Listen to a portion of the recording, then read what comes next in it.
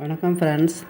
இன்றைக்கி Maggi noodles தான் செய்ய போகிறேன். சிம்பிளாக செய்யணும்னா படக்குன்னு எதுவும் நேரம் இல்லை, நேரத்துக்கு சிம்பிளாக செஞ்சிடலாம். சீக்கிரமாகவும் செய்யணும், எங்கேயும் போகணுன்னாலும் படக்குன்னு இந்த மாதிரி செஞ்சு சாப்பிட்டுக்கலாம்.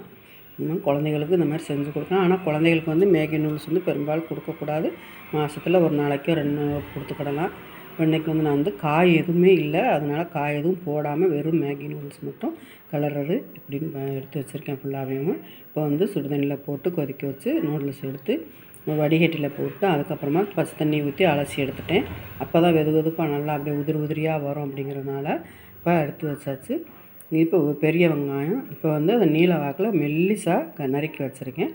அதை எண்ணெய் ஊற்றி இந்த எண்ணெயிலே வதக்கி எடுக்கிறதுக்கு வதக்கியாச்சு. இப்போ ஒரு தக்காளியும் போட்டுட்டேன். நல்லா வெங்காயமும் தக்காளியும் நல்லா வதங்கின உடனே தான், இல்லைன்னா தக்காளி கீழே போட்டுருவாங்க குழந்தைங்க.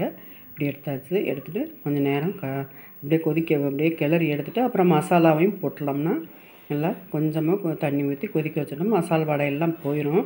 இப்போ பச்சை வாசனை இல்லாமல் போட்டு எடுத்து கொதிக்க வச்சுட்டு இப்போ நம்ம மேகியையும் போட்டு நல்லா ஒன்று போல் கிளறிட்டோம்னா சூப்பரான மேகி ரெடி ஆயிடுச்சு. இந்த வீடியோ பிடிச்சிருந்தா லைக் பண்ணுங்கள், ஷேர் பண்ணுங்கள். பாய்.